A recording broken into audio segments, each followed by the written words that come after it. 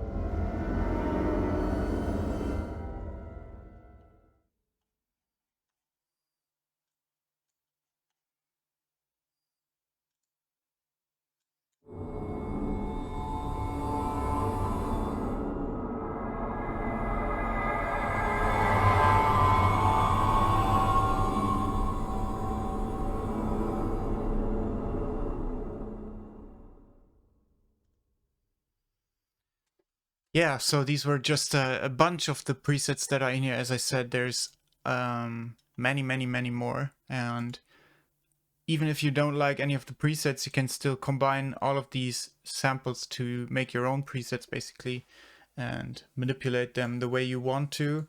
It's just, again, I think all of these sounds in there are really well sampled. Obviously, you get a lot of orchestral sounds, you get a bunch of hybrid sounds, even a couple of voices.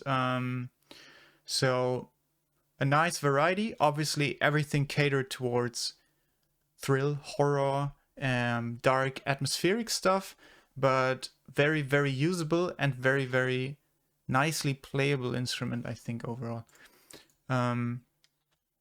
So let's see, what for this song what I've done is I've grabbed one of the Kontakt instruments, and because I think of this as a performable instrument, I've just recorded everything I did with this instrument directly to audio.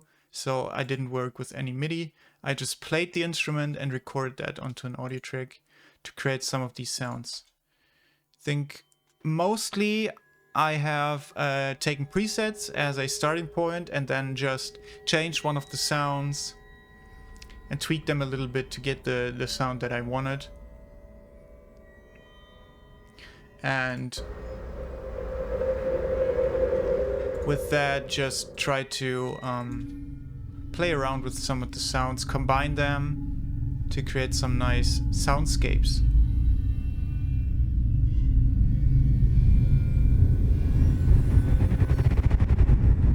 Alright, that's a really nice sound, I think.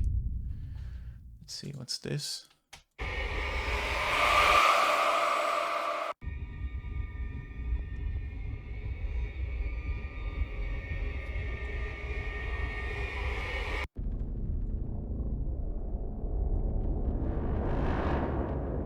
Some nice deep brass as well.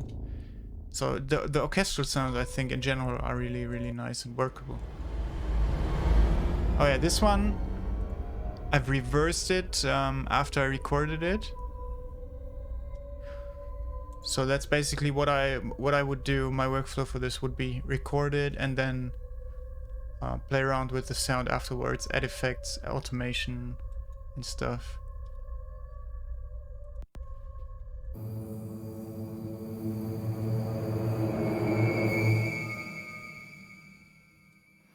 Yeah, and also because you can perform all of the sounds, these kind of transitional effects, fade-ins and risers, they are really easily created with this instrument, which is I think a huge plus.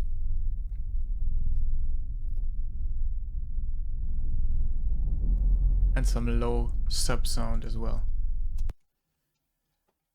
So yeah, that's already, I think, everything I have to say about this. As you can see,